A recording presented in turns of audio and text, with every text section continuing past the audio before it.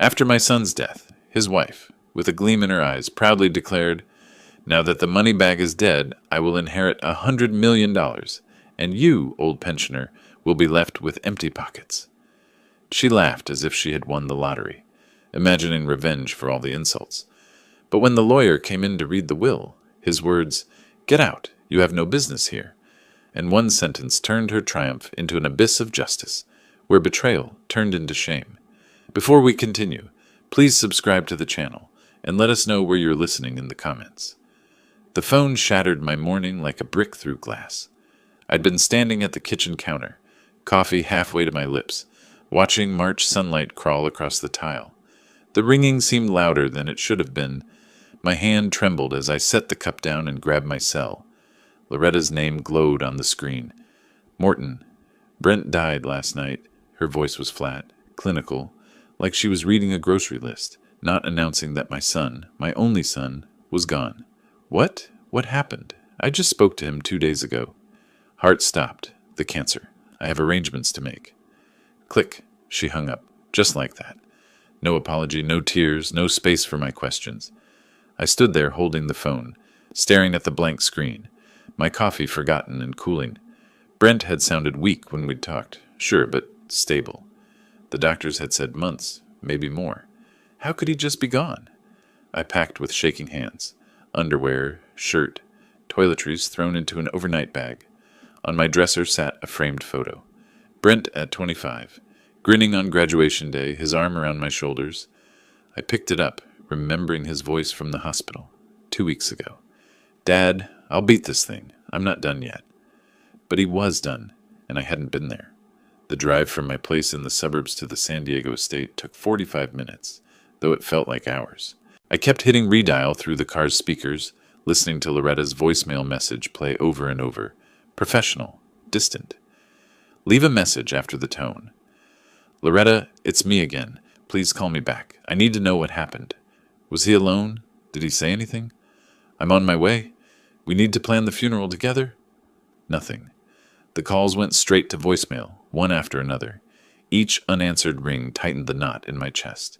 Why wouldn't she answer? What was so urgent that she couldn't give me 5 minutes to talk about our son? I pulled onto the familiar street just after 9.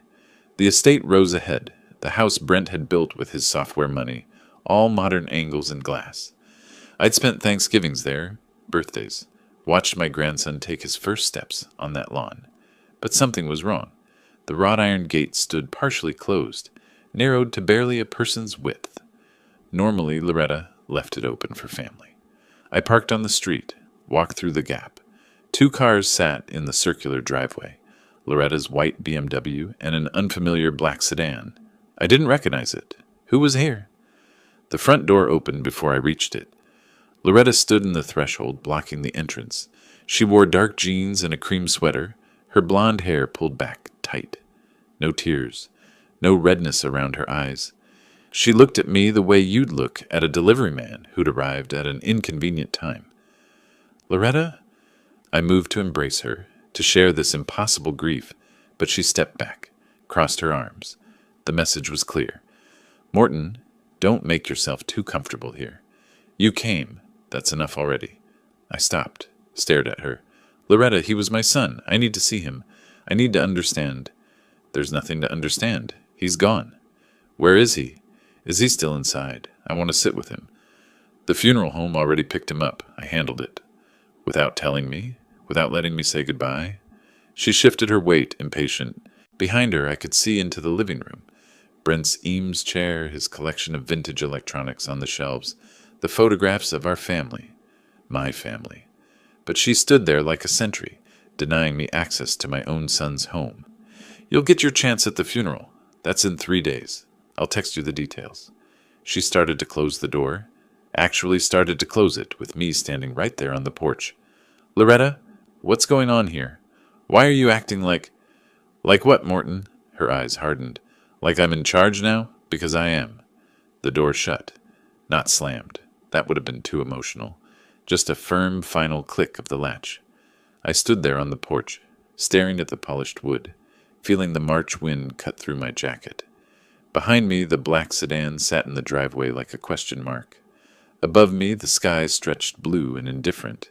Inside, my son's belongings surrounded a woman who'd just shut me out of his death like I was a stranger. My prosecutor instincts stirred, dormant for 15 years since retirement, but still there, muscle memory kicking in. Something was wrong. Legally wrong.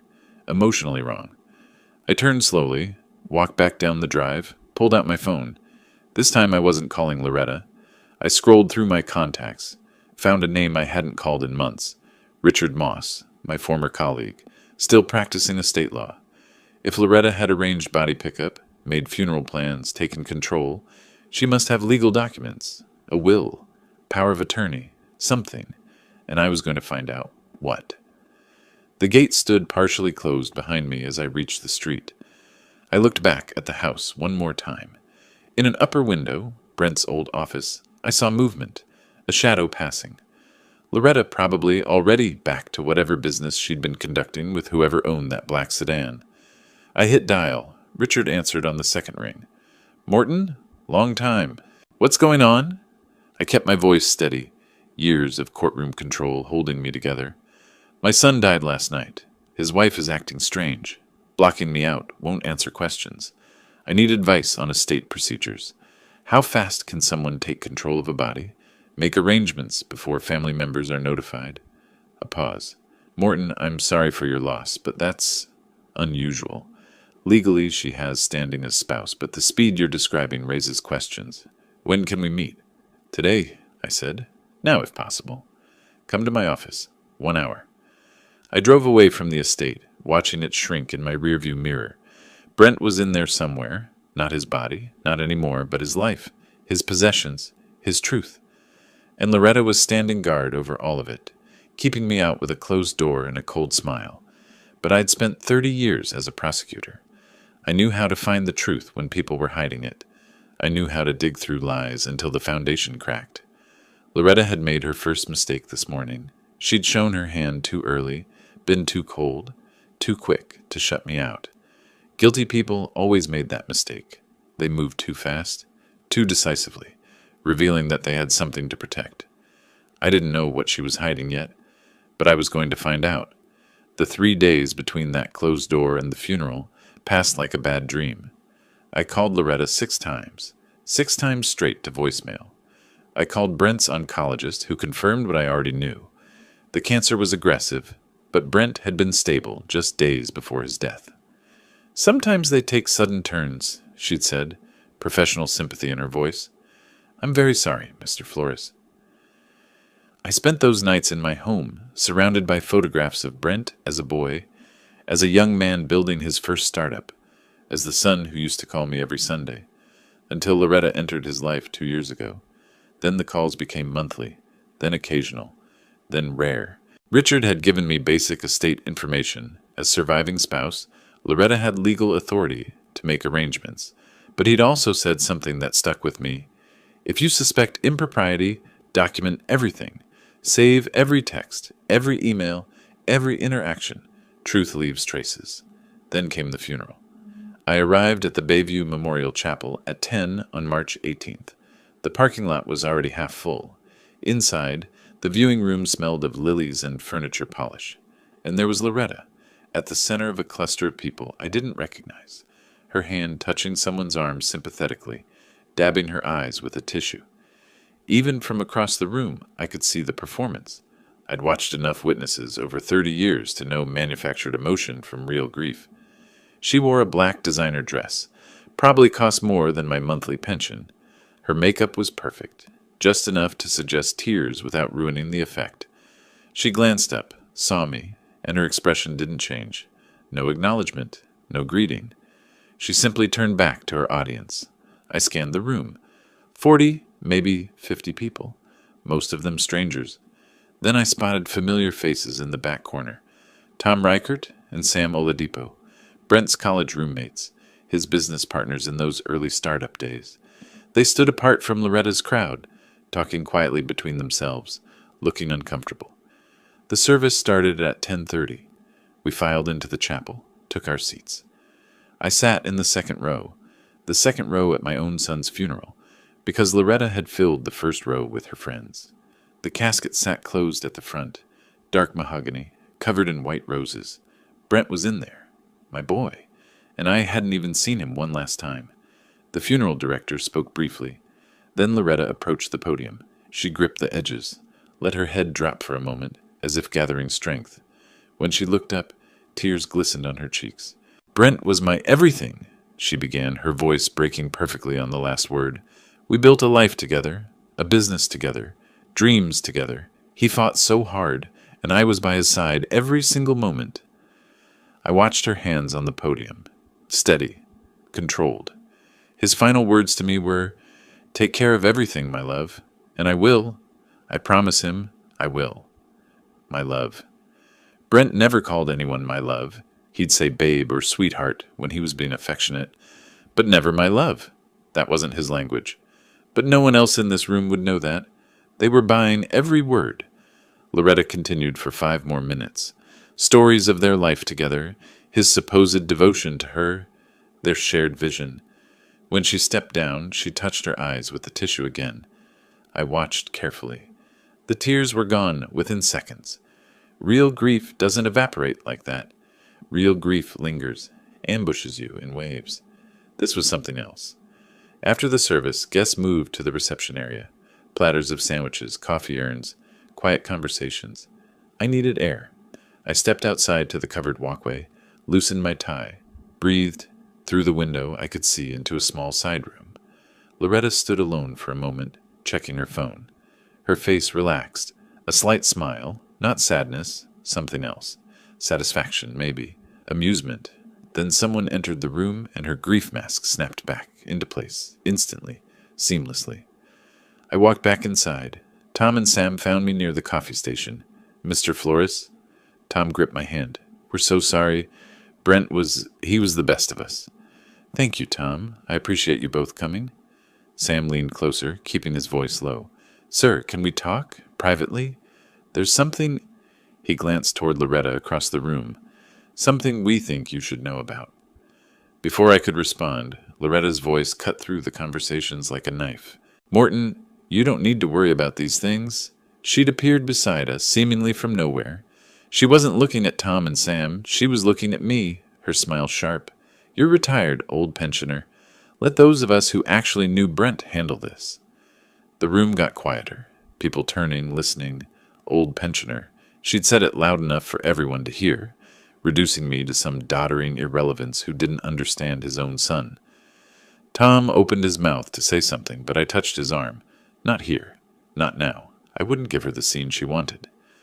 "I was just offering my condolences to Brent's friends," I said evenly. "Of course." Her tone was sugar-sweet poison. "That's very kind. But I'm managing the reception arrangements. You can relax, enjoy the sandwiches." She turned to Tom and Sam, dismissing me entirely. "Thank you both for coming. Brent would have appreciated it." I walked away, found a corner, let the anger settle before it showed on my face. Around me, people ate sandwiches, spoke in hushed tones, performed the rituals of sympathy. Loretta moved through them like a politician at a fundraiser, touching hands, accepting condolences, her performance flawless. An hour later, as guests started drifting toward the exits, I intercepted her near the chapel entrance. I kept my voice low, conversational, but I needed answers. "Loretta, we need to discuss Brent's will, his final wishes. I was his father." She pulled her arm away. I hadn't even been touching her, with exaggerated force, as if I'd grabbed her roughly. Several people turned to look. "Brent left everything to me," she said, loud enough for those nearby to hear clearly. "The house, the business, everything. You're not needed here. Don't you understand? He wouldn't have, but he did. Accept it." She turned to a nearby couple, her voice immediately softening. "Excuse me, grief makes people behave strangely, doesn't it?" I stood there, watching her walk away, resume her performance. The couple glanced at me with pity, not for my loss, but for my apparent confusion, my elderly inability to accept reality. But I wasn't confused, not anymore. I was seeing clearly for the first time since that phone call. She wasn't just grieving differently. She was celebrating, and she wanted me to know it, wanted me to feel powerless, excluded, diminished, old pensioner, not needed here. I pulled out my phone, walked outside to the parking lot. The March afternoon was bright and cold. In my contacts, I found another name, Elena Vasquez, a private investigator I'd worked with on fraud cases years ago. If she was still working, still sharp, she could find things that lawyers and estate procedures couldn't. The phone rang twice before she answered. Morton Flores. Now there's a name I haven't heard in forever. How's retirement treating you? It's not, I said. I need your help. My son just died, and his wife is hiding something. I don't know what yet, but I need to find out. A pause. Then, tell me everything. I did. The cold phone call, the closed door, the funeral performance, the will claim, everything that had happened since that morning 3 days ago. Elena listened without interrupting. When I finished, she was quiet for a moment. Then, Morton, if she's lying about the will contents, we'll find out. If she's hiding assets, we'll find them. But I need you to understand something. If we go digging and find what you're afraid we'll find, it's going to hurt. Are you ready for that? I looked back at the chapel. Through the glass doors, I could see Loretta still working the room, still performing, still convinced she'd won. I'm ready, I said.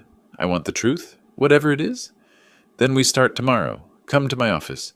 Bring everything, texts, emails, any documents you have. We'll build a timeline of what really happened. I ended the call, stood in the parking lot as the last guests filtered out. Tom and Sam emerged, spotted me, walked over. Mr. Flores, Sam said quietly. What we wanted to tell you earlier. Brent called me 2 weeks ago. He was worried about money. Said some accounts weren't adding up, that Loretta was being evasive when he asked questions. He was going to look into it after his next treatment cycle. But then he died, I finished. Tom nodded. We didn't want to say anything at the funeral, but you should know. Something wasn't right. Brent knew it too. They left. I stood alone in the parking lot, watching the sun drop toward the horizon. Inside that chapel, my son's body lay in a closed casket, already claimed by a funeral home Loretta had selected, already being prepared for burial in a plot she'd chosen, already wrapped in arrangements I'd had no part in. But Brent had been suspicious, had been asking questions, had been worried about money, and then his heart had stopped, suddenly, conveniently. I got in my car, started the engine, but didn't drive away yet.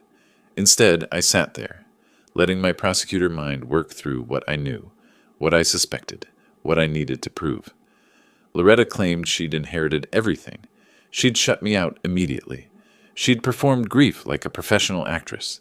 She'd called me an old pensioner in front of witnesses, establishing a narrative of my incompetence, my irrelevance. But she'd made mistakes.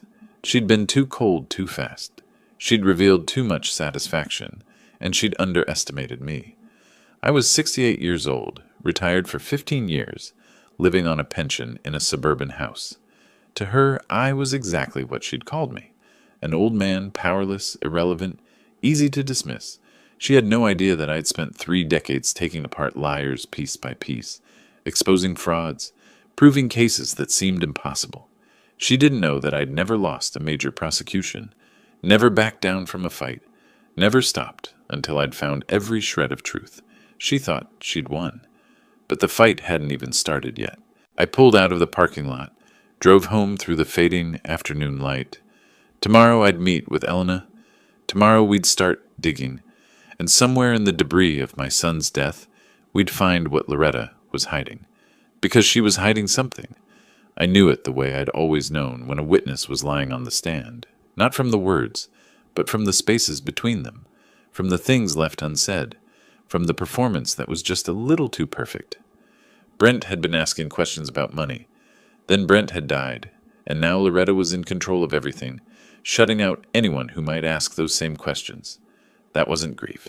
That was strategy, and I was going to dismantle it. The call came as I sat in my car outside the funeral home, watching the last guests leave. The funeral director's voice was apologetic. Mr. Flores, I should have mentioned, the will reading is tonight, 6 o'clock at the estate. The attorney requested all family members attend. I checked my watch. I had 40 minutes. I needed coffee. I needed to think. I drove to the nearest cafe, ordered something I didn't drink, and tried to prepare myself for whatever Loretta had planned next. Because that's what this was. Another performance. Another humiliation. She wanted an audience when she claimed everything Brent had built. Fine. Let her have her moment. I arrived at the estate at 5:50. The front door stood open this time, not like this morning when she'd blocked my entry. I could hear voices inside, see people moving in the living room. I walked through the foyer, my shoes quiet on the marble Brent had imported from Italy. The living room had been arranged like a small courtroom. Chairs formed rows facing a mahogany desk, where an older man in a gray suit organized papers from a leather briefcase. 8 or 9 people sat scattered across the seats, faces I recognized from the funeral, Loretta's friends mostly, a distant cousin of Brent's I hadn't seen in years. And there was Loretta, seated in Brent's favorite chair, the leather recliner he'd brought from his first apartment, the one he'd refused to replace even when the leather cracked. She sat in it like a throne, her black dress replaced with a different outfit, makeup freshly applied. She looked rested, triumphant.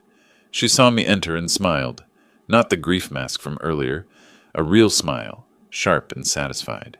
"Everyone," she announced, her voice carrying across the room. "Let's be clear about what happens now." The conversation stopped. People turned. "Now that the money bag is dead," she paused, letting those words land. Money bag. Her term for her dead husband. "I'll inherit the 100 million, the business, this house, everything Brent and I built together." She stood, pointed directly at me. "And Morton here? You'll be left with empty pockets. You can start packing your things, old man. Maybe find a retirement home that fits your budget." A few uncomfortable glances. One of her friends touched her arm, whispered something. Loretta ignored it. The attorney cleared his throat. "Mrs. Flores, perhaps we should—" "I'm just being honest, Robert. Everyone should know how things stand." She sat back down, arranging herself in Brent's chair. Waiting. Robert Carmichael, I'd learned his name from the funeral director, was 70-something with silver hair and the bearing of someone who'd spent 50 years in courtrooms.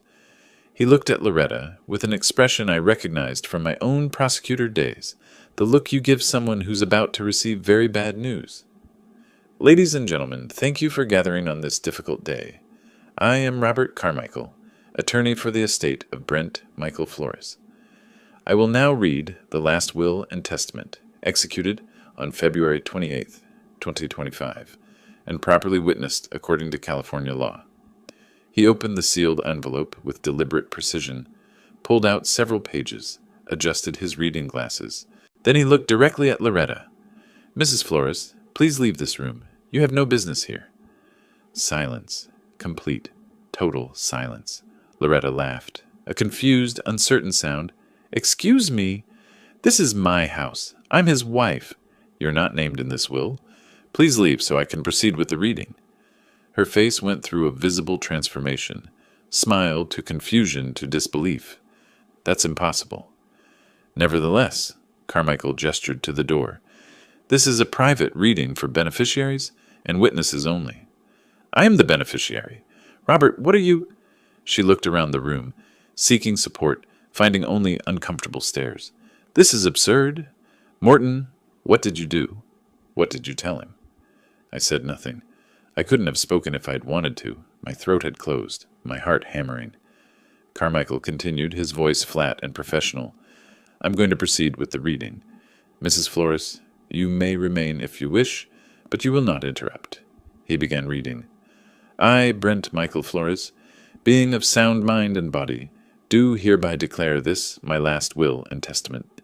To my father, Morton Flores, I leave my entire estate, including Flores Medtech Corporation, all real property, all financial accounts, and all personal property, with the exception of items specifically bequeathed to others." The words hung in the air. I couldn't process them, couldn't make them make sense. Loretta's face had gone white. She stood slowly from the chair, swaying slightly. "This is fraud," she whispered. Then louder, "This is fraud! He manipulated Brent, poisoned his mind when he was weak and dying. Brent would never do this to me. Never!" She lunged toward me. One of the guests grabbed her arm, stopping her. "You'll pay for this, Morton. I'll take you to court and prove you're nothing but a manipulative old thief who took advantage of a sick man. You turned him against me. You isolated him. You—" "Mrs. Flores," Carmichael's voice cut through her screaming. "You need to leave. Now, or I'll call security." An assistant, a young woman I hadn't noticed before, moved to Loretta's side, took her elbow. Loretta jerked away, but the assistant persisted, guiding her firmly toward the door. "This isn't over," Loretta's voice echoed from the hallway. "I'll destroy you, Morton. I'll take everything. You'll regret this." The front door slammed. Through the window, I watched her storm to her BMW, engine roaring as she reversed down the driveway too fast, tires squealing. The room remained silent. Carmichael continued reading, small bequests to charities, personal items to old friends, procedures for the business transition. I heard the words without comprehending them. People began leaving quietly, murmuring condolences, avoiding eye contact. Within 15 minutes, the room had emptied except for Carmichael, his assistant, and me. I sat in one of the chairs, staring at my hands. Carmichael approached, holding the will document. "Mr. Flores, we need to talk. Privately. There's something your son wanted me to tell you." I followed him through the house, past family photos on the walls, past the kitchen where Brent used to make his elaborate Sunday breakfasts, past the staircase where he'd fallen and broken his arm at age 12. Carmichael opened the door to Brent's study. The room smelled like my son, coffee and electronics, and the specific cologne he'd worn since college. His computer sat dark on the desk. Books lined the shelves. A framed photo showed Brent at 30, cutting the ribbon at his company's first office. Carmichael closed the door behind us. "Sit down, Mr. Flores. What I'm about to tell you won't be easy to hear." I sat in the chair facing the desk. Carmichael remained standing, still holding the will. Your son came to me 5 weeks ago. February 23rd. He was weak, the cancer was progressing, but his mind was sharp and angry. He told me he'd discovered something about his wife, something that required immediate action. My chest tightened. He didn't show me proof, said he was still gathering it, didn't want to act until he was certain. But he suspected Loretta was having an affair, and he'd found irregularities in the business accounts, transfers he hadn't authorized, money moving to accounts he didn't recognize. How much money? He didn't say, but enough to alarm him, enough to change his will immediately before he had all the facts. He said if something happened to him before he could prove it, you would need to know. You would need to investigate.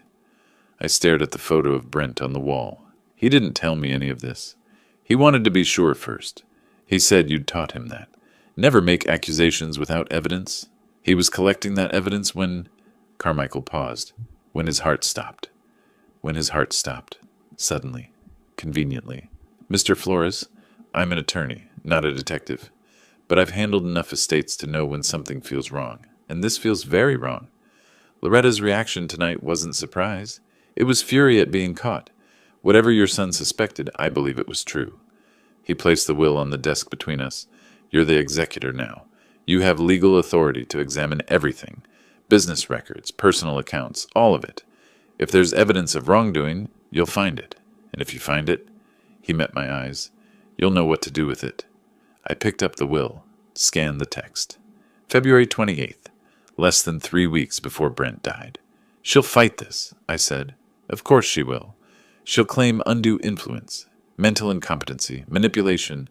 She'll drag you through probate court for years if she can." Carmichael pulled a business card from his jacket, set it on the desk. "You'll need a good estate attorney, not me. I'm the executor's counsel. I represent the estate itself. But this woman, Elizabeth Wright, she's the best in San Diego for contested wills." I took the card, looked at it without reading it. "One more thing," Carmichael said quietly. "Your son's last words to me when he signed this will. He said, 'If something happens to me, make sure my father knows I trusted him. Make sure he knows I'm sorry for letting her come between us.'" Those were his exact words. My throat closed completely. I nodded, unable to speak. Carmichael left, closing the door softly behind him. I sat alone in Brent's study, holding the will, breathing in the fading scent of my son, and feeling the weight of what he'd left me. Not just money, not just property, but a mission. Find out what she did. Prove it. Make it right. Loretta had called me an old man, a powerless pensioner, someone to dismiss and humiliate. She had no idea what she'd just started. The week after the will reading passed in strange suspension, I stayed at my suburban home, not the estate. It felt wrong to move into Brent's house while everything remained so unsettled. Carmichael had explained some of it in that private meeting in Brent's study. My son suspected Loretta was unfaithful, had discovered irregularities in the business accounts. He didn't have proof, Carmichael said, but he had enough suspicion to protect his assets. He wanted you to have everything because he knew she'd take it all and destroy what he'd built. But suspicion wasn't proof, and now I was executor of an estate under attack. The certified letter arrived on a Tuesday morning, March 25th. I knew what it was before I opened it. The law firm name across the top, Blank and Associates. David Blank, I remembered him from my prosecutor days. Aggressive, ruthless, the kind of attorney who'd argue black was white if his client paid enough. The complaint was 47 pages. I sat at my kitchen table and read. Plaintiff alleges that defendant Morton Flores, taking advantage of his position as father to the deceased, deliberately isolated Brent Flores from his spouse, manipulated the deceased during periods of extreme physical and mental vulnerability, and exercised undue influence to redirect the estate away from its rightful beneficiary. Rightful beneficiary. She actually wrote that. The accusations went on, page after page. Elder abuse, exploitation of a vulnerable adult, interference with marital relations, fraud.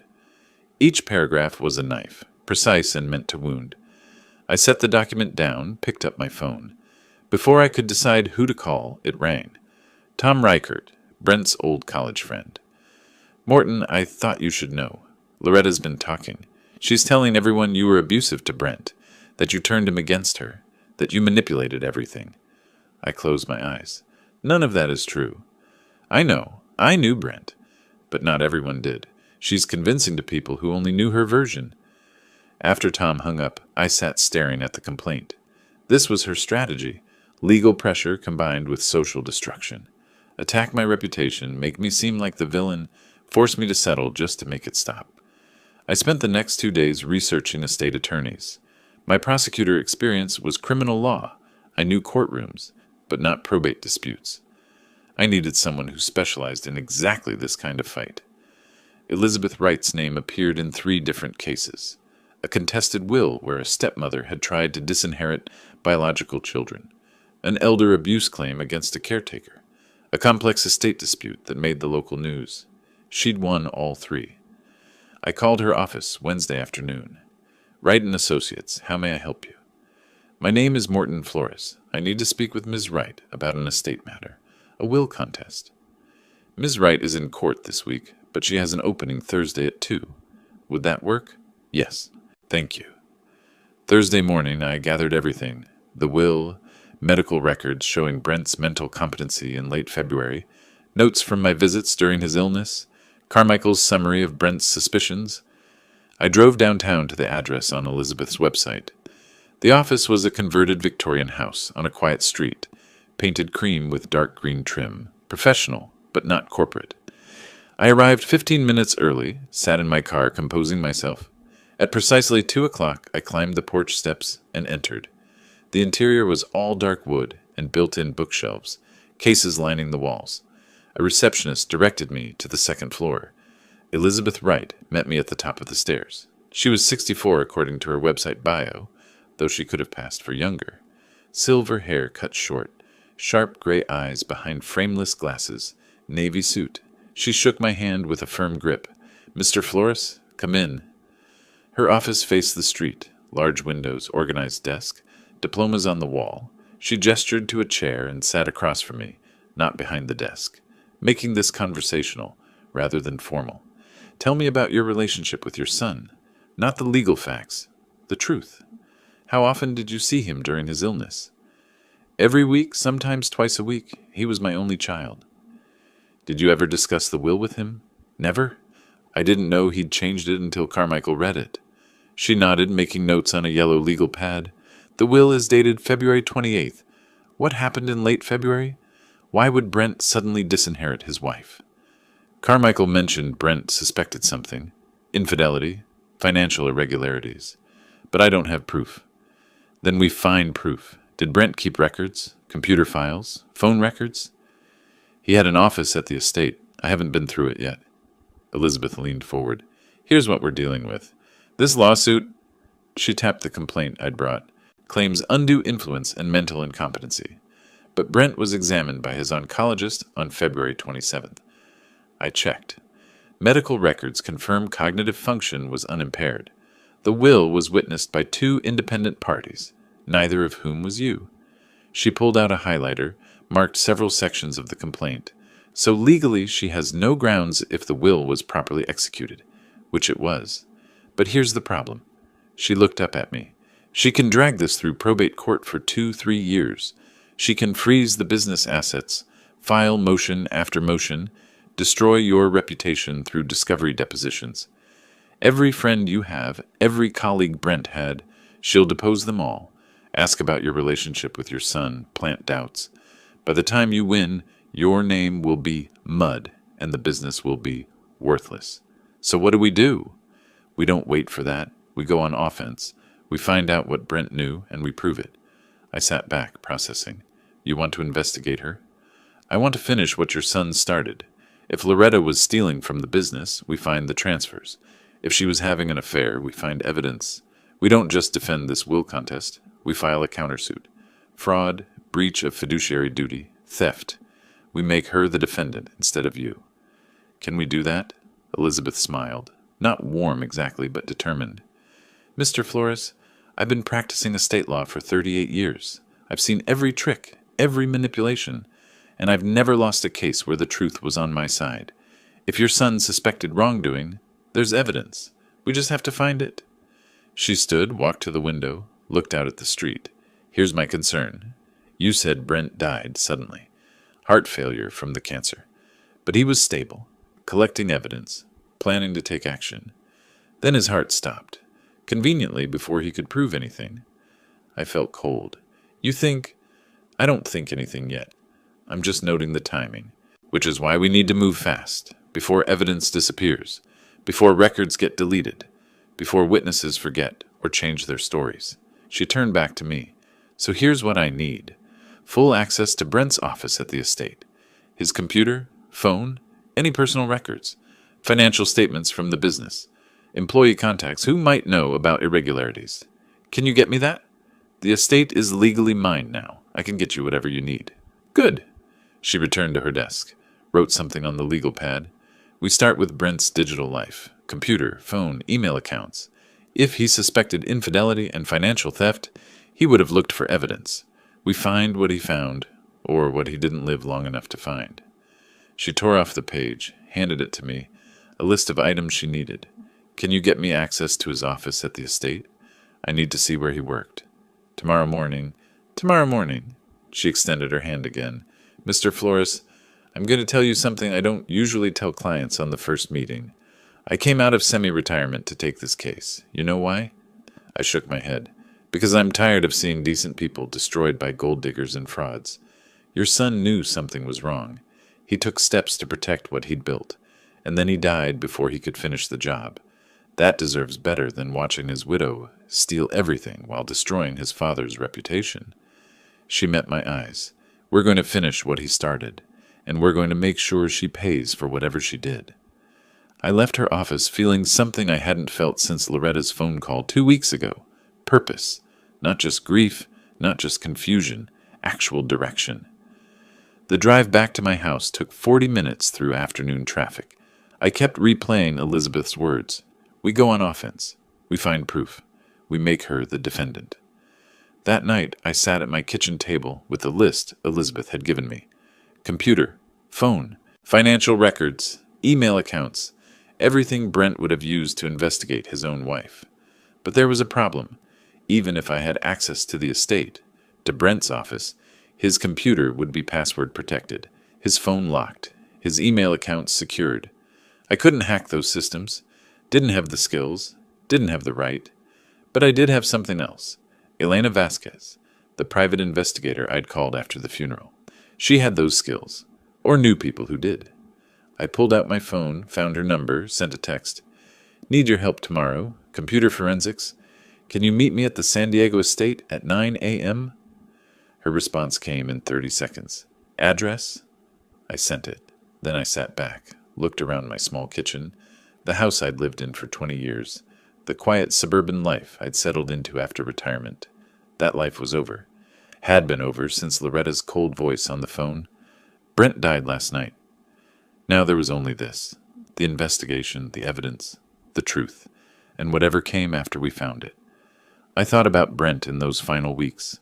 Weak but determined, investigating his own wife, changing his will, trying to protect what he'd built. He'd known something was wrong, had been gathering proof. Then his heart stopped. Tomorrow, I'd start where he'd left off. Find what he'd found.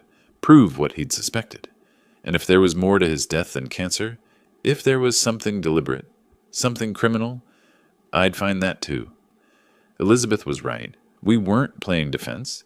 We were going on offense. And I wasn't that confused, grieving old man Loretta had dismissed at the funeral anymore. I was a prosecutor again, and she'd just become my target. Elizabeth arrived at the estate the next morning, carrying a laptop case and a determined expression. I'd spent the night gathering what I could access: Brent's business files, bank statements I'd found in his desk, the laptop he kept at home. I'd barely slept, running through scenarios, questions. What had Brent discovered? What had he been afraid to tell me? "Let's see what your son wanted us to find," Elizabeth said, setting up at his desk. Within 20 minutes, we had our first answer. She'd inserted a USB drive into Brent's laptop, running recovery software that scrolled through hundreds of deleted files. We watched the screen as file names appeared, one after another.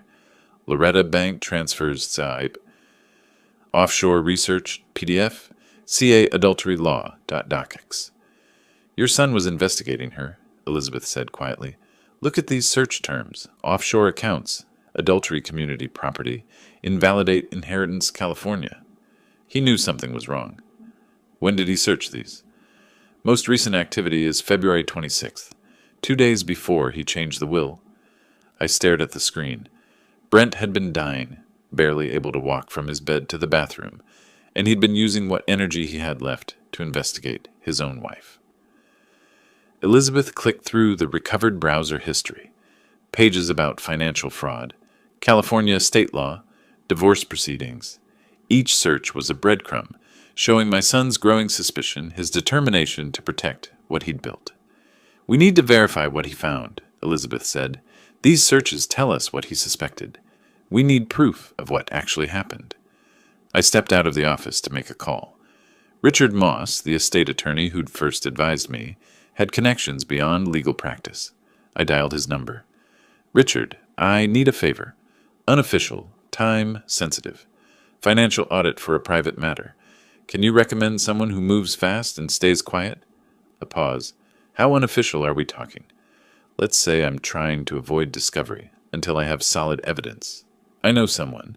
She's expensive and she's thorough. Give me the company name." "Flores Medtech Corporation. 2 years of transactions, looking for irregularities." "I'll make the call." 4 days later, Elizabeth and I sat in her office while Richard's contact, a forensic accountant named Patricia Chen, presented her findings. The report was bound, professional, devastating.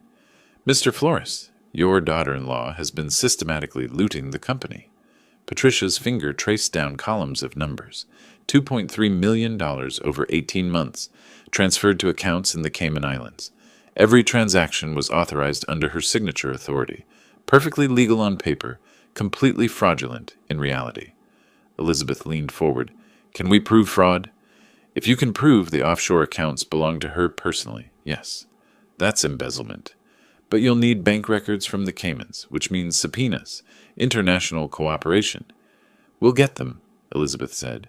"What else?" Patricia flipped through pages. The transfers were disguised as consulting fees and equipment purchases, all approved during periods when Mr. Flores, the deceased, was hospitalized or undergoing treatment. She waited for his vulnerable moments. I felt cold rage settle in my chest. While Brent was fighting cancer, struggling to survive, she'd been stealing from the company he'd built. "Thank you, Patricia," Elizabeth said. "We'll need you to testify when this goes to court." After Patricia left, Elizabeth turned to me. "This is solid evidence, but we need more. The financial theft proves embezzlement. But in California, we can also pursue her for breach of fiduciary duty if we can prove infidelity. Community property laws work in our favor. A spouse who commits adultery during the marriage can lose inheritance rights. How do we prove an affair? Elizabeth pulled out her phone, scrolled through contacts. I know someone. Marcus Webb, former SDPD detective, runs a private investigation firm now. He's expensive, but he's the best. We met Webb the next day in his office, a converted loft downtown. He was 60, built like someone who still hit the gym regularly, with sharp gray eyes that had seen too much.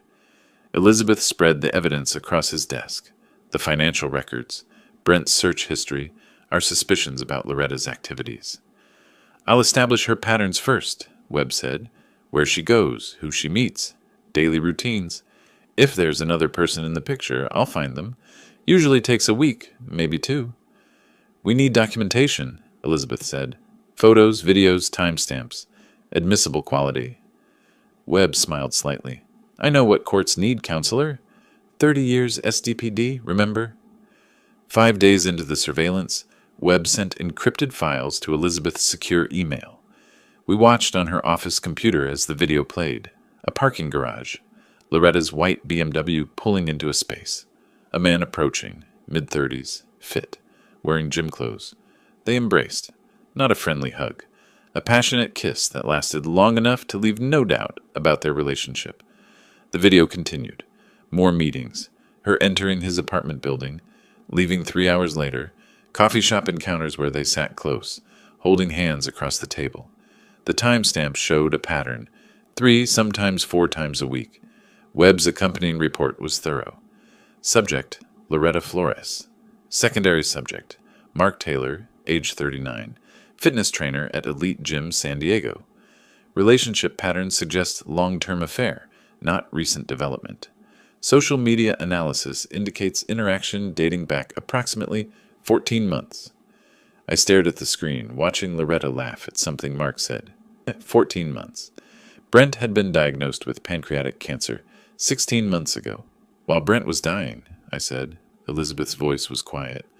While Brent was dying, in California, adultery during marriage affects community property rights. This changes everything. She paused the video on a frame of Loretta and Mark kissing. This is enough. We can file a counter motion, present the adultery evidence, potentially stop her lawsuit entirely. I looked at the photos Webb had provided, dozens of them cataloging the affair in painful detail. Loretta's face, mid-laugh, her hand on Mark's chest, the two of them entering his apartment, oblivious to surveillance.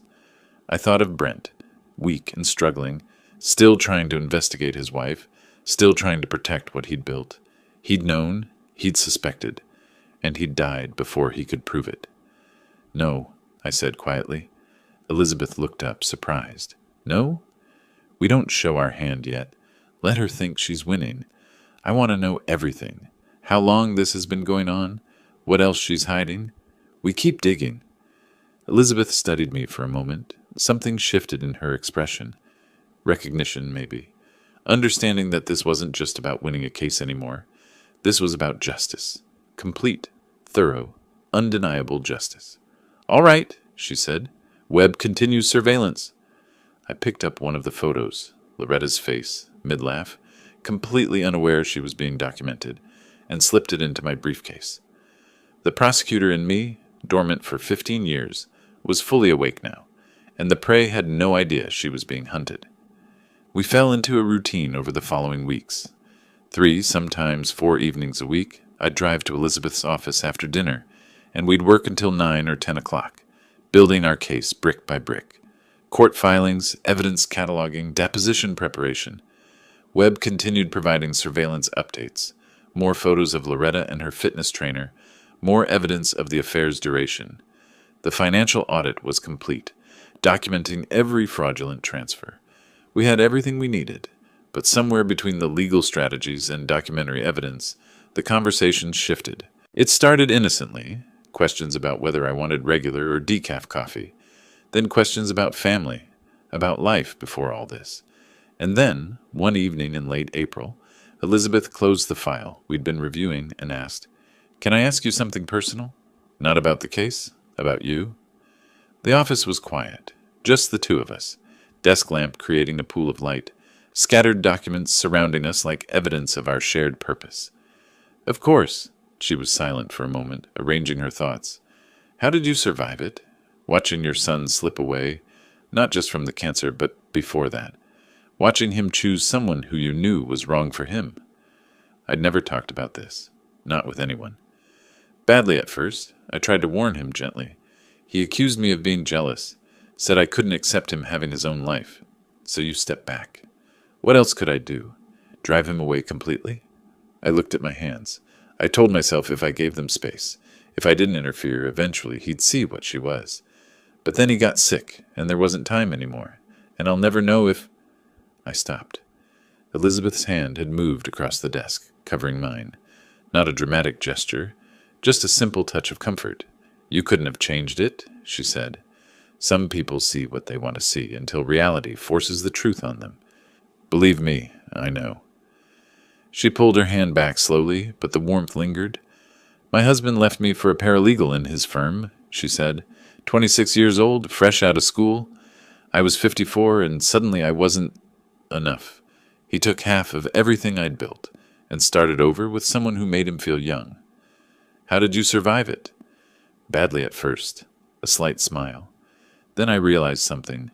I didn't want someone who couldn't see my value.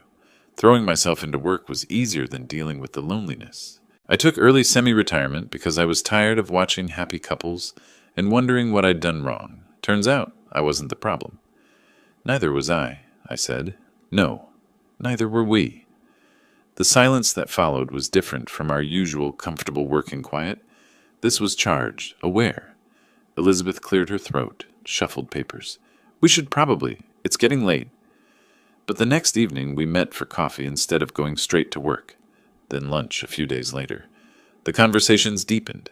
Her passion for hiking, her daughter's wedding last summer, my years teaching Brent to fish at the lake near our old house. You were a federal prosecutor for 30 years and you've never seen The Godfather? Elizabeth's tone was mock horrified. I smiled. I lived courtroom drama every day. Why would I watch it for entertainment? Because it's art, Morton. We're fixing this cultural gap immediately. The casual use of my first name, the teasing tone. I realized we'd crossed some invisible line without either of us acknowledging it. One afternoon, Elizabeth showed me a photo on her phone.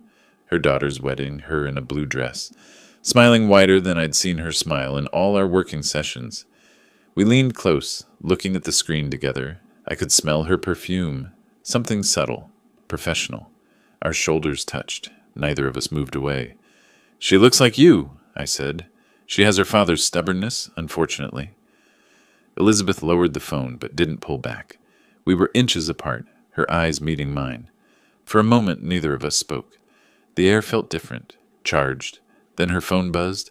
She straightened, checking the message. The moment broken. It's my assistant. David Blank filed something. Emergency motion. She's bringing it over now. 20 minutes later, we read Blank's filing together. Improper relationship. Conflict of interest. Ethical violation compromising representation.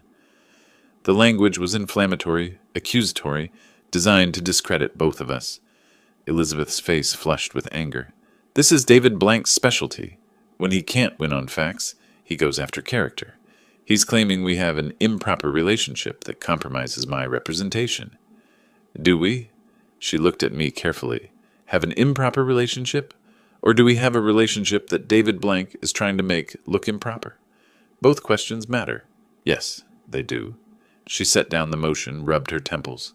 I should recuse myself. It's the safe choice.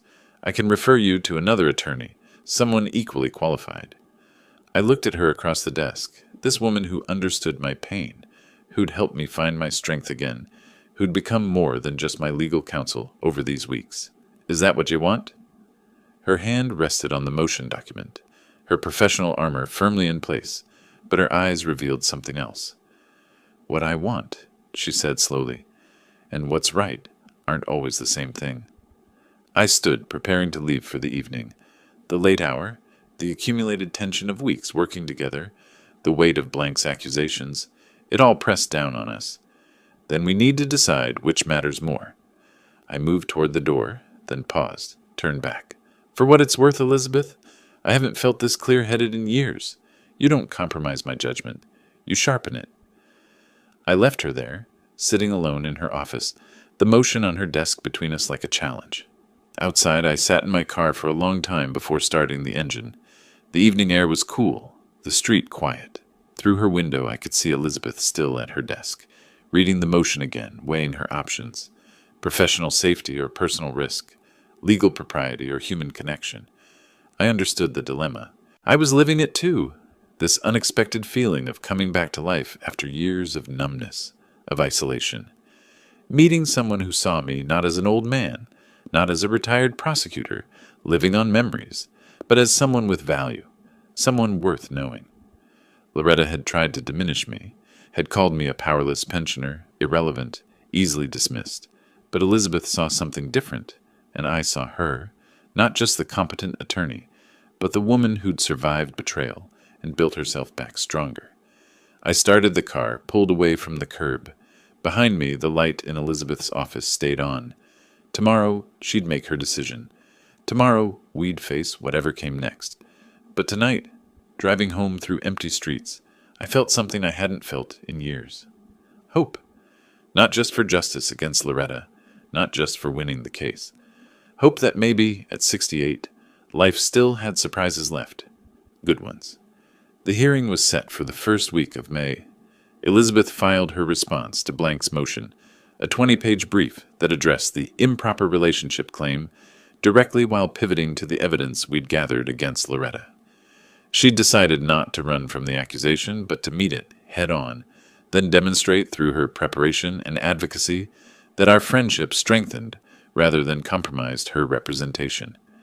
I spent that week in strange preparation, reviewing potential testimony, organizing documents, mentally returning to courtroom space I'd inhabited for 30 years. But this time would be different. This time, I wouldn't stand at the prosecution table directing the case. I'd sit at the defendant's table, trusting someone else to fight for me.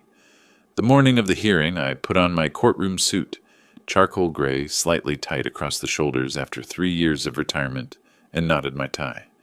Elizabeth met me at the courthouse steps. We entered together. The smell hit me first, old wood and floor polish, the particular scent of legal proceedings that I'd forgotten until that moment. The probate courtroom was smaller than the criminal courts I'd known, but the weight was the same. Judge Patricia Hendricks presided from the bench, 60-something silver hair, the expression of someone who'd seen every manipulation tactic in probate litigation. Elizabeth squeezed my arm briefly before opening her briefcase with practiced precision. We took our seats at the defendant's table. Across the aisle, David Blank arranged his documents with theatrical flair, Loretta beside him in conservative black, playing the wronged widow. "Let's begin," Judge Hendricks said. "Mr. Blank, your motion to disqualify counsel." Blank stood, gestured broadly. "Your Honor, the evidence shows an unconscionable relationship between attorney and client. Ms. Wright and Mr. Flores have been seen together repeatedly at restaurants. Spending evenings alone in her office." He pulled out photos, apparently of us at lunch. "This goes beyond professional representation. It compromises Ms. Wright's judgment and creates ethical violations that demand her removal from this case." Judge Hendricks looked at Elizabeth. "Ms. Wright?" Elizabeth stood calmly. "Your Honor, Mr. Flores and I have developed mutual respect and friendship during this representation.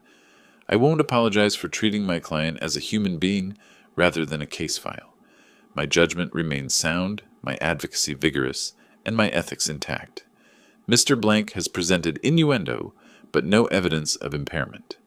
The judge studied both attorneys for a moment. "Mr. Blank, you've presented innuendo, but no evidence that Ms. Wright's representation has been compromised. Attorneys and clients are human beings who sometimes form friendships. Unless you can demonstrate actual impairment of judgment or ethical violation, this motion is denied. Ms. Wright remains counsel of record." Blank's jaw tightened. He sat down, whispered something to Loretta. "Now," Judge Hendricks said, "let's address the will contest itself." The next 2 hours were methodical demolition. Blank called witnesses, a neighbor who'd seen my car at the estate frequently, a distant acquaintance who claimed I'd been hovering over Brent during his illness. Each testimony painted me as predatory, manipulative, taking advantage of my dying son. Elizabeth's cross-examinations were surgical. Mrs. Patterson, you testified you saw Mr. Flores visit his son frequently. Did you ever witness any of these visits? No, but I saw his car. So you don't know what occurred during these visits? Well, no, but did you know that Brent Flores called his father every Sunday for 20 years before his illness? Silence. Let me rephrase. You're testifying about frequency of visits, but have no personal knowledge of their nature or content, correct? I suppose. Elizabeth presented medical records from Brent's oncologist, documenting his cognitive function was unimpaired through February 28th, the day he signed the will. Robert Carmichael testified about the will execution, confirming Brent's clarity of mind, his deliberate choices, his specific instructions. Then Elizabeth made her move. Your Honor, the defense has focused on Mr. Flores's relationship with his dying son. I'd like to redirect attention to Mrs. Flores's relationship with someone else during that same period. She pressed a button. The courtroom screen flickered to life. The photograph was large, undeniable. Loretta and a younger man kissing in a parking garage. The timestamp read January 15th, 2025. The courtroom went silent. Collective intake of breath. This is Loretta Flores with Mark Taylor, taken on January 15th of this year. Brent Flores was alive, undergoing chemotherapy. The affair had been ongoing for over a year. More photos. Loretta and Mark embracing, entering his apartment building, sitting close at a cafe, holding hands. I watched Loretta's face drain of color. Blank leaned over, whispered urgently. Your Honor, Elizabeth continued, in California, adultery during marriage affects community property rights and inheritance. Mrs. Flores wasn't the devoted wife caring for her dying husband. She was conducting a long-term affair while planning to inherit his estate. Loretta stood abruptly in the gallery. Those photos are misleading. Mark was helping me through a difficult time. He was a friend when I needed support. Elizabeth's expression didn't change. A friend you bought a $15,000 Rolex for using marital funds? She held up financial records. A friend you texted, I can't wait to feel your body against mine while your husband was in hospice? She held up phone records. Mrs. Flores, adultery isn't just morally reprehensible, it's legally relevant. Loretta sat down abruptly, face flushed. Blank stood quickly. Your Honor, I request a recess to consult with my client. Judge Hendricks looked at the evidence displayed on screen, then at Loretta, then back to Blank. We'll take a 30-minute recess. Mr. Blank, I suggest you consult with your client about whether continuing this litigation serves her interests. The gavel struck. The courtroom erupted with murmured conversations. I watched Loretta and Blank huddle in urgent whispered conference, her hands gesturing frantically. Elizabeth packed her evidence binders methodically, her face professionally neutral, but she caught my eye, a moment of shared understanding. I stood, needing air. The hallway was crowded with people from the gallery, reporters with notebooks, curious observers, and there, standing against the far wall, watching me with an expression of pure hatred, was a man I recognized only from surveillance photos, Mark Taylor, the fitness trainer. He'd come to court. Our eyes met across the crowded hallway. He pushed off the wall and walked toward me deliberately. Mark Taylor crossed the courthouse hallway with deliberate strides, his expression a mixture of anger and something else. Fear, maybe, or desperation. I'd seen his face only in surveillance photos until now, frozen moments of intimacy with Loretta. In person, he was younger than I'd realized, probably not even 40, wearing expensive workout gear like armor. He stopped 3 feet away, close enough to be confrontational, far enough to avoid causing a scene that might bring courthouse security. You happy now? His voice was tight, controlled. My face is all over those photos in court. My name's going to be in every news report. You've destroyed my reputation, my business. Clients are already canceling. I looked at him steadily. 30 years as a prosecutor taught me when to stay silent. Let the subject talk themselves into corners. Your reputation? I kept my voice calm. My son is dead. Mark's anger deflated slightly. I didn't know how sick he was at first. She said they were separated, practically divorced. But you learned the truth? Yeah, I learned. He looked away, jaw working. You think you know what she is? You don't know half of it. She talked about him like he was already dead, counted his money while he was still breathing. Before I could respond, Elizabeth emerged from the courtroom. She read the situation instantly, stepped between us with professional authority. "Mr. Taylor, I'm Elizabeth Wright, Mr. Flores's attorney. If you have something to say that's relevant to this case, we can discuss it properly. Otherwise, you should leave." Mark looked at her, then back at me. Something shifted in his expression, calculation replacing anger. "She manipulated me, too," he said. "Told me we'd be together once he was gone. Showed me financial documents, talked about the company valuation, said just a few more months and we'd be free." Elizabeth's posture changed subtly. Recognition of opportunity. "Mr. Taylor, let's talk somewhere quieter." She guided him to a corner of the hallway, away from the crowd. I followed, watching her work, the tone both empathetic and firm, creating psychological space for him to turn on Loretta. "Did Loretta ever discuss her husband's estate with you? His finances?" Mark hesitated. Yeah. She talked about what would happen after. Showed me documents about his company, the valuation. Said when he died, we could finally be together. Be comfortable." "Did she ever specify a timeline?" "She kept saying just a few more months or soon, like she was counting down." Elizabeth glanced at me, then back to Mark. "Do you have any documentation of these conversations? Text messages? Emails?" Mark pulled out his phone, hands shaking slightly. He scrolled through texts, his face showing disgust as he reread them. I should have seen it, the way she talked about him, like he was an obstacle, not a person. He handed Elizabeth his phone. She photographed screens methodically, screenshot after screenshot of messages between Mark and Loretta. I moved closer, read over her shoulder. "A little more time and he'll die. Then we'll be free and rich." The message was dated February 20th. Brent had still been alive, still fighting. "She wrote that while he was fighting to live," I said, my voice tight. Mark avoided my eyes. "I know how it looks. I should have ended it then." Elizabeth looked up from the phone. "Mr. Taylor, I need you to provide a sworn statement and copies of all communications with Loretta Flores. In exchange, I'll recommend to Mr. Flores that we have no interest in pursuing any claims against you personally. You were involved with a married woman, which is morally questionable, but you didn't commit any crime. She's the one who stole from the company and betrayed her dying husband. What happens to her? That's for the court to decide." Mark nodded slowly. "I'll do it. I'll give you everything." We drove to Elizabeth's office. Her assistant stayed late to help prepare documents. Mark signed a sworn declaration, the notary stamping it official. Elizabeth attached authentication certificates to the text message evidence, drafted an emergency motion to introduce supplemental evidence. I watched her work with focused intensity, assembling the pieces of Loretta's destruction. The text messages were devastating, not just the one about waiting for Brent to die, but dozens more showing Loretta's cold calculation, her discussions of inheritance timelines, her casual references to Brent's declining health, as if it were an inconvenience rather than a tragedy.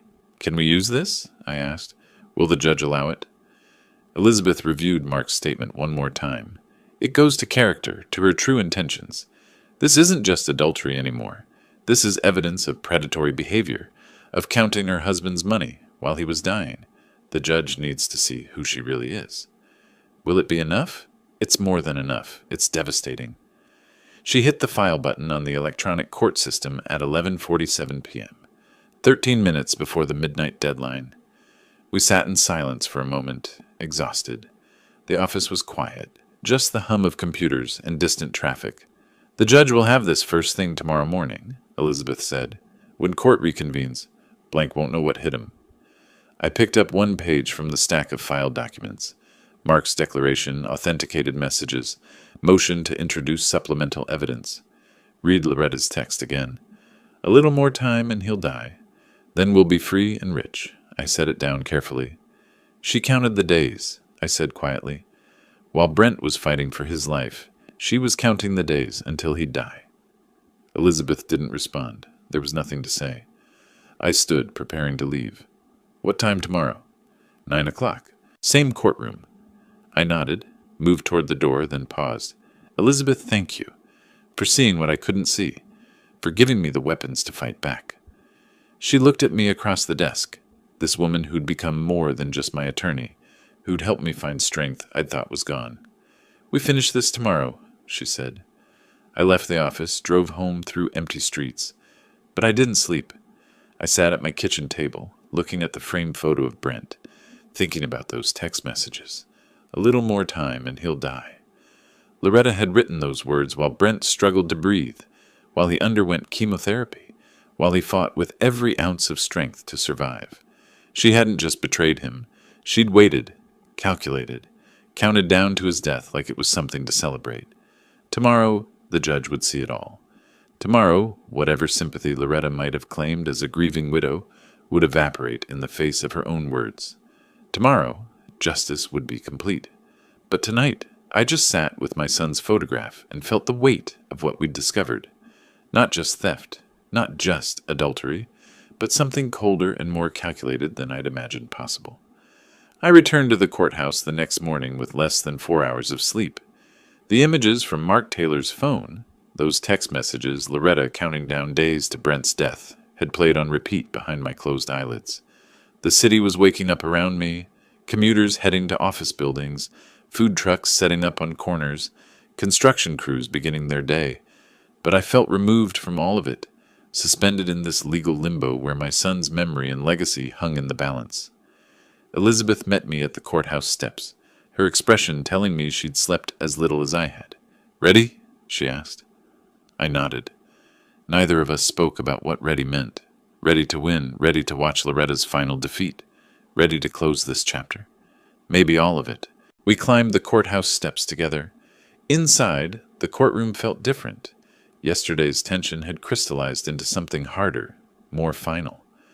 Loretta sat with David Blank, and I barely recognized her.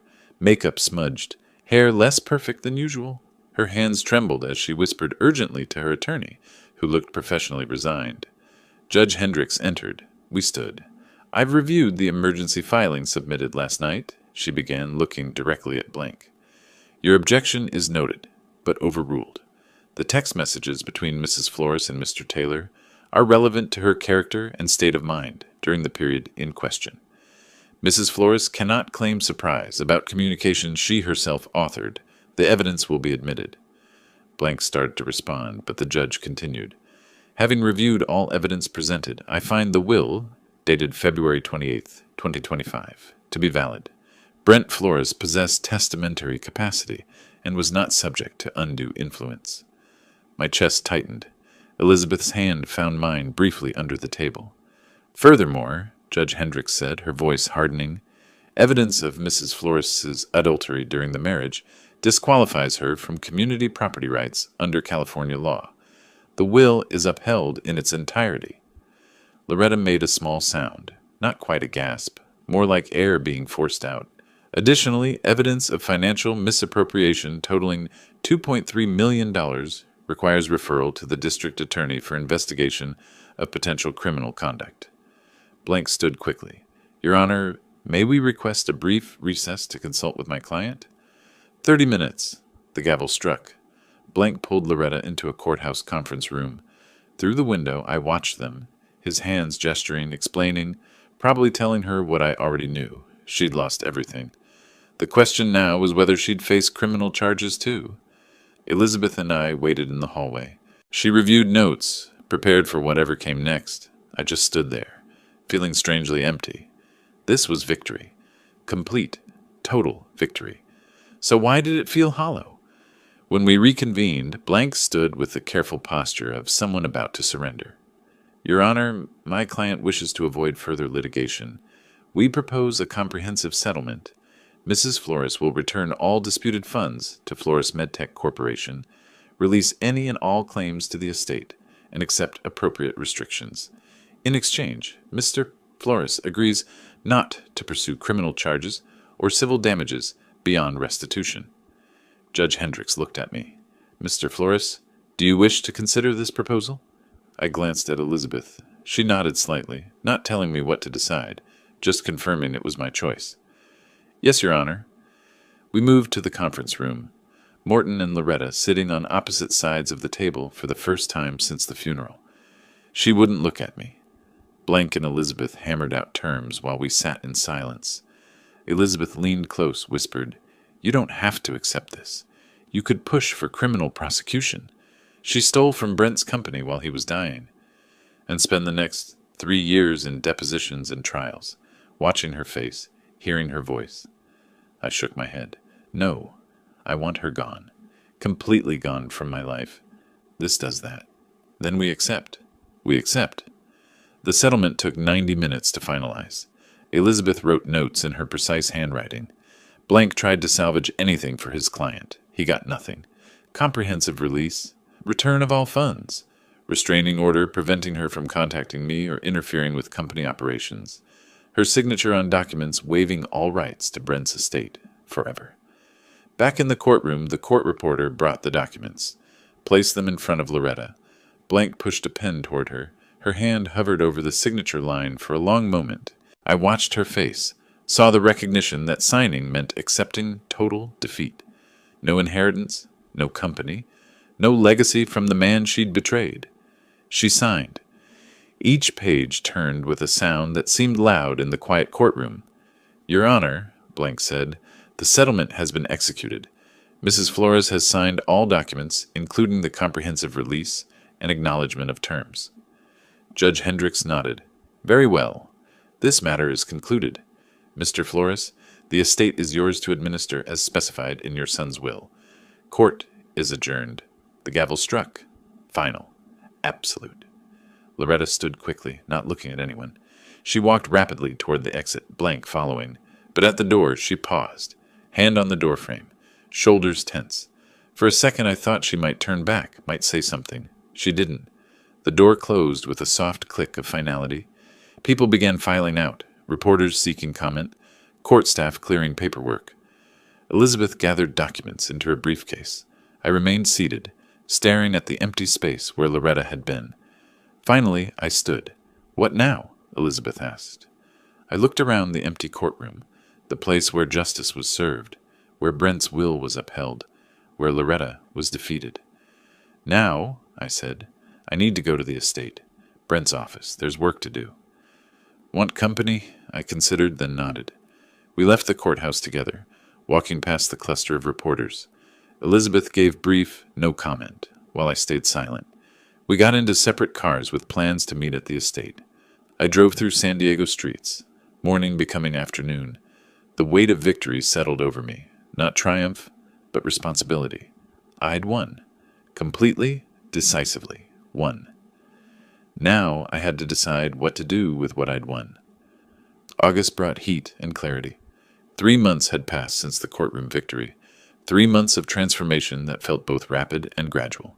I'd spent that time learning my son's business from the inside, meeting with department heads, reviewing product pipelines, understanding the medical technology company Brent had built from nothing. The work was demanding, but purposeful.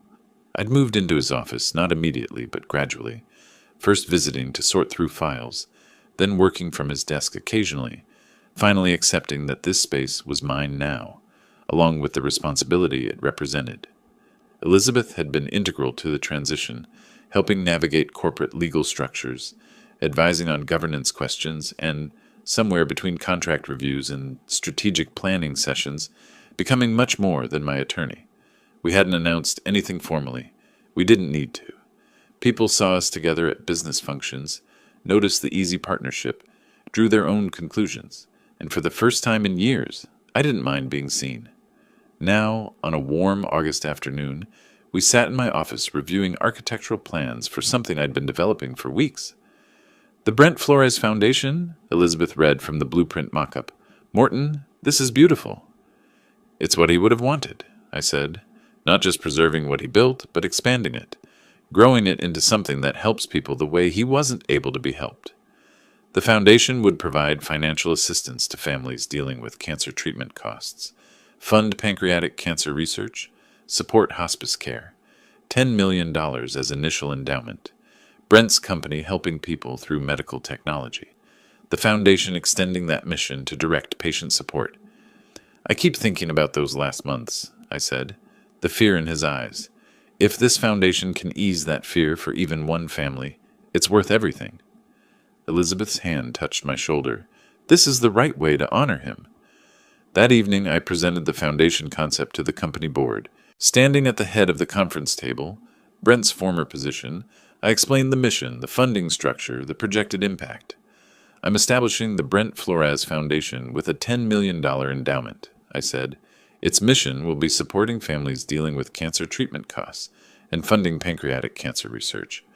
Brent built this company to help people through medical technology. The foundation extends that mission to direct patient support. My voice caught slightly when I said, the Brent Flores Foundation, first time speaking the name aloud publicly. I found Elizabeth's expression across the room, drew strength from it, continued, it's what he would have wanted. The board approved unanimously. Afterward, one of the board members approached me.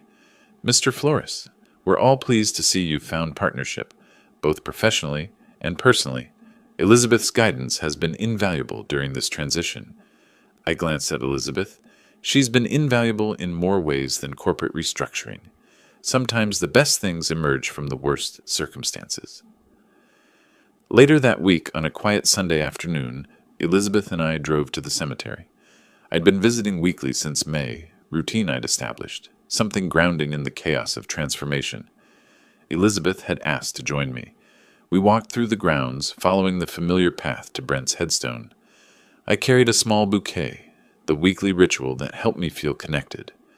At the grave, I placed the flowers carefully, stood in silence for a moment, Elizabeth staying slightly back to give me space.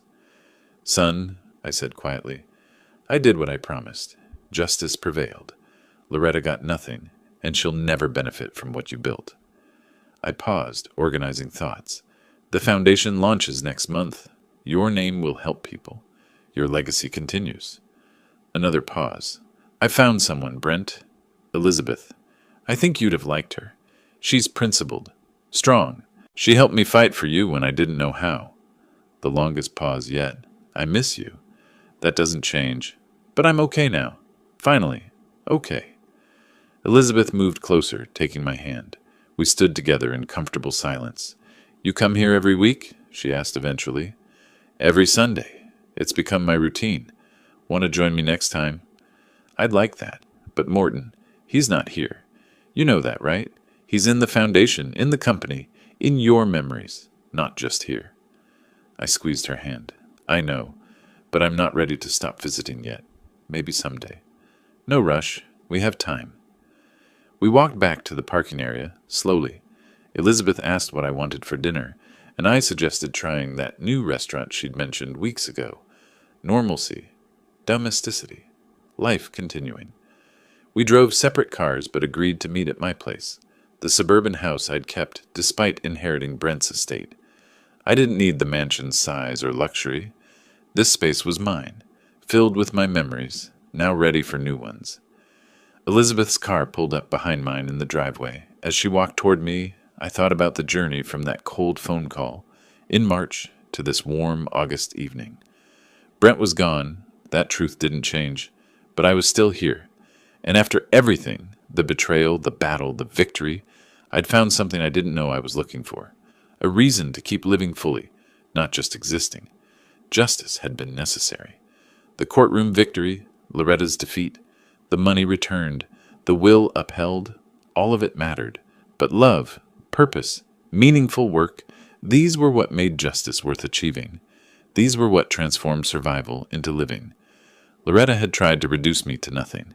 An old pensioner, powerless, irrelevant, easily dismissed. She'd been wrong about everything. I was 68 years old. I'd lost my only son. I'd fought the hardest battle of my life. And I'd won. Not just in court, not just financially. I'd won back myself, my purpose, my future. Elizabeth reached me, and together we walked toward the house. The door closed behind us. Through the windows, lights came on as evening fell, warm glow against gathering darkness. Inside, there would be dinner, conversation, companionship. Tomorrow, there would be work, foundation business, company decisions, meaningful action. Next Sunday, there would be flowers at Brent's grave. Every Sunday after that, too. The grief remained, would always remain, but it no longer dominated. It coexisted with purpose, with love, with the dailiness of building something good from something terrible. Loretta was gone. Left San Diego, left my life, irrelevant now. Mark Taylor had disappeared too. Their story was over, finished, no longer worth thinking about. My story continued. Brent's legacy continued. The foundation would help families, fund research, ease fear for people facing what we'd faced. That was enough? More than enough. It was everything. If you like this story, please like this video, subscribe to the channel, and share your impressions of this story in the comments. To listen to the next story, click on the box on the left. Thank you for watching.